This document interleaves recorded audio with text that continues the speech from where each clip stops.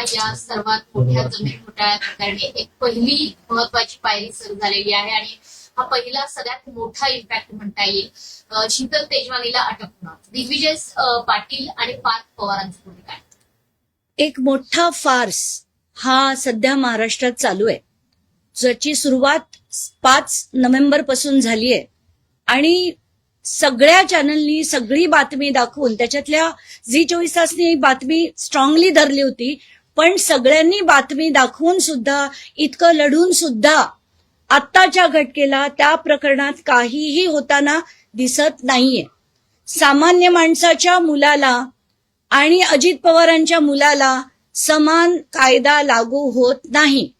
जर सामान्य माणसाच्या मुलांनी काही गडबड केली तर त्याला जेलमध्ये टाकलं जातं, पण अजित पवारांच्या मुलांनी 1800 कोटीची सरकारी जमीन खाऊन सुद्धा त्याचं नाव FIR मध्ये सुद्धा येत नाही.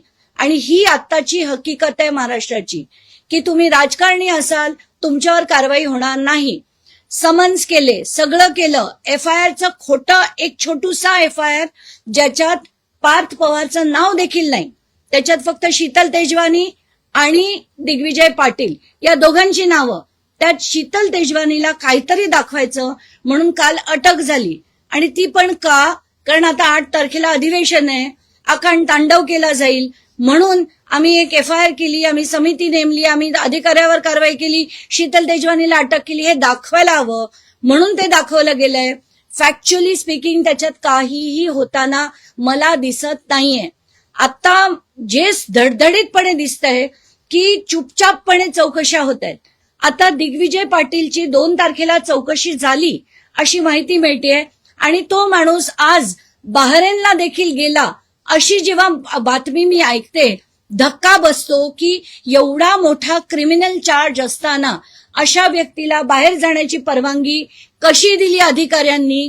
जर हा माणूस परत देशात आला नाही तर या पूर्ण चौकशीची ही जी आहे प्रक्रिया जी आहे ती थांबणार आहे का?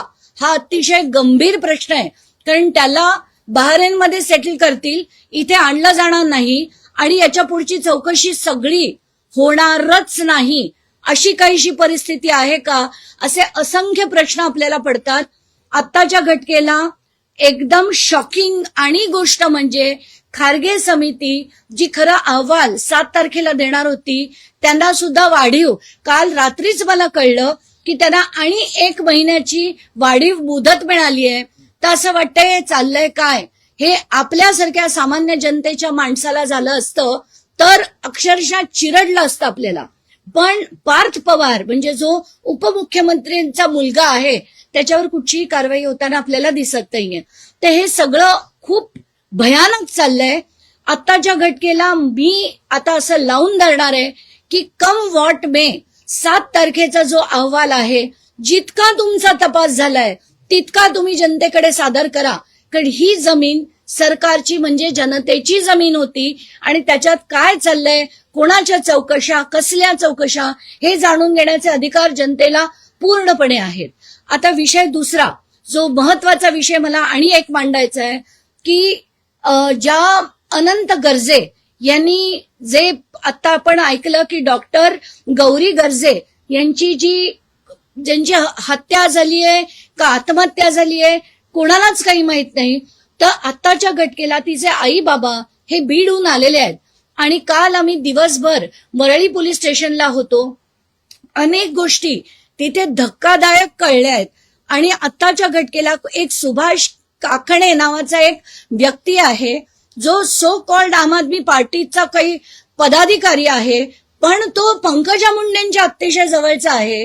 हा माणूस अगदी थेट तिथे चौकशी होत असताना, म्हणजे तिथे जी आत फॉरेन्सिकची टीम असताना हा माणूस थेट आत होता. त्याचा व्हिडिओ मी पोलिसांना दाखवला तेव्हा त्यांचं असं म्हणणं होतं की हा कसा आला आम्हाला माहित नाही. त्याच्यात असं कळतंय की 6 वाजून 11 मिनिटापर्यंत जो आनंद गर्जे फोन करून ड्रायव्हरला वर बोलवत होता की मला दार उघडायला काहीतरी करून दे, तो म्हणणारा अख्ख्या बरोबर 11 मिनिटात तो दरवाजा उघडण्याचा प्रयत्न करतो, उघडला नाही म्हणून 29व्या मजल्यावर जातो, तिथून 30व्या मजल्यावर चढतो, बायकोला समोर बघतो आणि गळ्याचा पण पट्टा ते ओढणी सोडवतो आणि पंख्याची पण सोडवतो. तर आम्ही पोलिसांना विचारलं की कुठलाही माणूस ज्याला आपली बायको अशा स्थितीत मिळेल तो व्यक्ती असं कधी करू शकेल का, की खालची म्हणजे गळ्याची पट्टी सोडवणं आणि पंख्याची काढून ते खाली टाकून तिला उचलून 30व्या मजल्यावरनं खाली 11 मिनिटात म्हणजे सगळं चढणं काढणं खाली आणणं आणि व्हीलचेअरवर बाहेर घेऊन जाणं 11 मिनिटाच्या आत होऊ शकतं का, ते याच्यावर आणि त्याचे मी सीसीटीव्ही देखील बघितले. त्याची येतानाची बॉडी लँग्वेज बिलकुल म्हणजे काहीही मॅच होत नाहीये. त्याच्यात मला असं कळतंय की असंख्य राजकीय फोन देखील आले होते, पोलिसांवर प्रचंड दबाव आहे आणि कुठल्याही परिस्थितीत हे होऊ दिलं जाणार नाही. कायदा हा राजकारण्यांसाठी वेगळा, सामान्य माणसांसाठी वेगळा, हे या दुसऱ्या प्रकरणातनं सुद्धा दिसून येते. तुम्ही म्हणालात की दिग्विजय पाटीलला बहरीनला सेटल करण्याचा प्रयत्न आहे. लग्न कार्याच्या निमित्ताने अजित पवार हे सुद्धा बहरीनला आता जाण्यासाठी एअरपोर्टवरती दाखल झालेले आहेत. एकंदरीत सगळं पवार कुटुंब या प्रकरणापासून वेगळं होण्याचा प्रयत्न करताय का? तुमचा असा ठाम विश्वास आहे की बहरीनला सेटल करू शकतात दिग्विजय पाटीलला किंवा काही काळापुरतं पार्थ पवारला पण देशाबाहेर ठेवू शकतात? नाही, आता ते कोण कोणाला देशाबाहेर ठेवतायत नाही ठेवत आहेत मला माहित नाही, पण शंका मात्र मनात नक्कीच येते की आत्ताच्या घटकेला एवढे क्रिमिनल चार्जेस असताना दिग्विजय पाटीलला बाहेर जाण्याची परवानगी कशी दिली? पार्थ पवारचं अजून नाव FIR मध्ये का नाही आलं? आणि आज जर हे लग्नाला बहरीनला गेले असतील तर बहरीनचे रिपॅट्रिएशनचे जे काही कायदे आहेत ते आत्ताच्या घटकेला मला माहित नाही काय एक्झॅक्टली आहेत, पण हा व्यक्ती जर तिथून परत आलाच नाही तर या पूर्ण प्रकरणाची चौकशी कुठे येणार आहे त्याच्यावर एक प्रश्नचिन्ह आत्ताच्या घटकेला तरी मला दिसते. या सर्व प्रकरणाची एकत्रित माहिती करून अंतिम अहवाल हा डिसेंबरच्या पहिल्या आठवड्यात म्हणजे खारगे समितीचा पहिल्या आठवड्यात येणार. आपण बघताय की हिवाळी अधिवेशन त्याच्यानंतर लागेल कुणाला तरी वाचवलं जाते कारण की एक्सटेन्शन देऊन 1 महिन्याचं ह्या अधिवेशनामध्ये त्या गोष्टी येऊ नये. हे जर हे खारगे समितीचा अहवाल आत्ता आला असता तर अधिवेशनात धुमाकूळ घालून अजित पवारांचा राजीनामा झाला असता. उपमुख्यमंत्री पदाचा, पालकमंत्री पदाचा, ह्या सगळ्या गोष्टींचा त्यांचा राजीनामा झाला असता. पण तसं होऊ नये म्हणून आत्ताच्या घटकेला 1 महिन्याचं, खरं तर 8 दिवस एक्सटेन्शन दिलं तर ठीक आहे, पण 1 महिन्याचं तब्बल जे एक्सटेन्शन दिलं गेलंय की आता पुढच्या नवीन वर्षी आपण हे सगळं बघू, तर हे बिलकुल चालणार नाही. मी तर ठरवलंय मी कुठच्याही परिस्थितीत प्रिलिमिनरी अहवालासाठी मला ताकद आहे तेवढं मी फोर्स करणार आहे. विरोधी पक्ष महाराष्ट्रातला जर थोडा बहुत जरी जागा असेल तरी त्यांनी पण आवाज उचलावा आणि कुठच्याही त्यांनी सांगावं की आतापर्यंतची जी झालेली चौकशी आहे त्याचा प्राथमिक अहवाल तरी आत्ताच्या घटकेला आला पाहिजे. एवढंच नाही तर FIR मध्ये अमेडिया कंपनीचं नाव आणि पार्थ पवारचं नाव हे घातलं गेलं पाहिजे अशी डिमांड मी करते. तसं विरोधी पक्षांनी सुद्धा करणं गरजेचं आहे. ताकदीने ते करतील की नाही माहित नाही, मी तरी नक्कीच करणार या आहे. अधिवेशनामध्ये अजित पवारांच्या राजीनाम्याची मागणी व्हावी असं वाटतंय का? कारण अधिवेशनात हा मुद्दा उपस्थित होईल. विरोधी पक्षांनी विशेषतः काँग्रेसने म्हटले की आम्ही हा मुद्दा उचलून धरू. मात्र जर पार्थ पवारांवरती गुन्हा दाखल नसेल तर अजित पवारांपर्यंत पोहोचणार कसा हा प्रश्न? खरंच आहे, पण म्हणूनच मी म्हणते की FIR मध्ये पहिलं अमेडिया एंटरप्राइजेस LLP आणि पार्थ अजित पवारचं नाव हे घातलं गेलं पाहिजे. ते घातल्याबरोबर अजित पवारांना राजीनामा हा द्यावाच लागेल आणि त्याच्यासाठी मी लढणार आहे जसं मी म्हटलं. पण विरोधी पक्ष पैकी आता मला जर फक्त कळलं की काँग्रेस करतंय, पण बाकीचा विरोधी पक्ष सुद्धा काय करतोय याच्यावरही प्रश्नचिन्ह आहे. त्यांनी देखील करावं अशी नम्र विनंती मी त्यांना करते. ताई, आत्ताची माहिती हाती येते की 2 डिसेंबरला दिग्विजय पाटलांची चौकशी झाली. आर्थिक गुन्हे शाखेकडनं त्यांचा सविस्तर जबाब नोंदवण्यात आला आणि त्याच वेळी त्यांनी परवानगी मागितली होती की लग्न कार्यासाठी मला परदेशात जायचं आहे आणि चौकशीसाठी जर पुन्हा बोलवलं तर मी हजर राहील अशी ग्वाही दिग्विजय पाटलांनी दिल्याचं. ग्वाही सगळेच देतात, पण एकदा देश सोडून पळून गेल्यानंतर परत किती जण खरोखर येतात? आतापर्यंत आपण एकानंतर एक लोकांना पळून जाताना बघितलंय, त्यातला एक माणूस दाखवा मला की जो परत आलाय.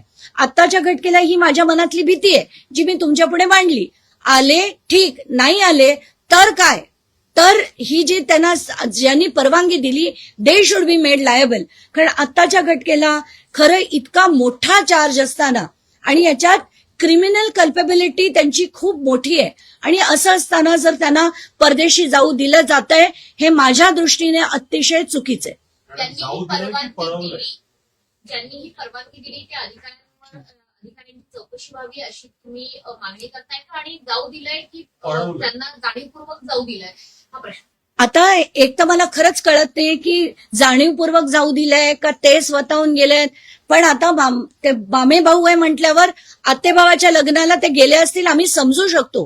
पण आत्ताच्या घटनेला त्यांना रोखणं गरजेचं होतं. कारण त्यांच्यावर आत्ताचा जो चार्ज आहे, आत्ताचा जो FIR आहे त्याच्यात 7 ते 14 वर्षाची शिक्षा ही असताना त्यांना कुठच्याही जोपर्यंत सगळं होत नाही, चौकशा होत नाहीत तोपर्यंत बाहेर खरं तर जाऊ दिलं म्हणजे नाही पाहिजे. पण गेलेत ते आता, हाही फॅक्ट आहे. म्हणून मी म्हणते की ज्या अधिकाऱ्यांनी जाऊ दिलंय त्यांना सुद्धा लायबल केलं पाहिजे तरच हे सगळं बदलेल. शीतल तेजवानीला काल अटक झाली त्यावेळेस त्यांचं जे वागणं होतं किंवा पोलिसांनी यापूर्वी शीतल तेजवानीला दिलेली ट्रीटमेंट आणि का दिलेली ट्रीटमेंट यामध्ये बरंचसं अंतर होतं.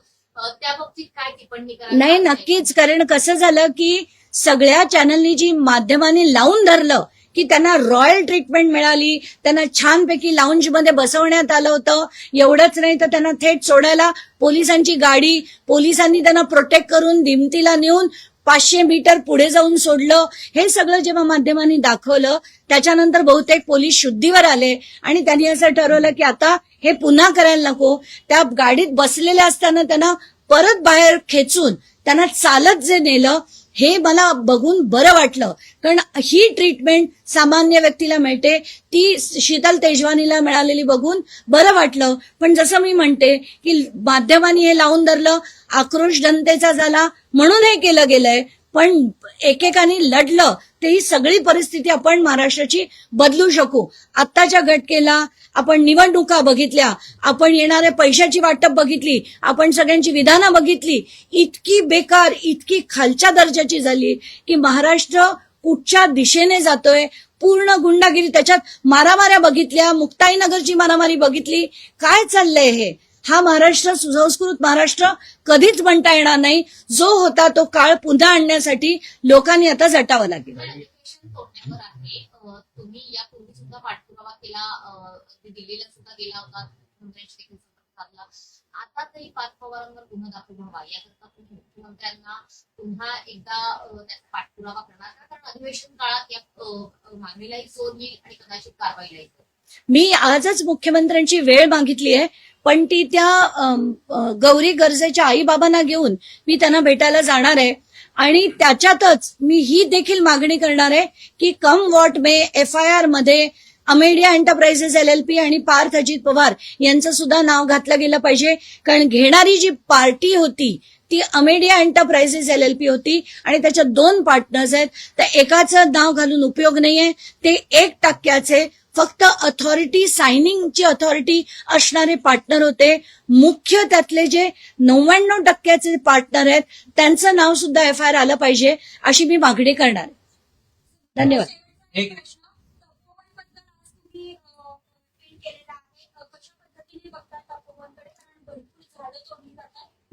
मला आत्ताच्या घटनेला असं कळतंय की साधुग्राम या नावाखाली ती जमीन बळकावून पुन्हा तिथे अशाच प्रकारचं एक मोठं षडयंत्र केलं जात आहे जे गिरीश महाजन करतायत आणि त्याला पूर्ण समर्थन देवेंद्र फडणवीस देत आहेत.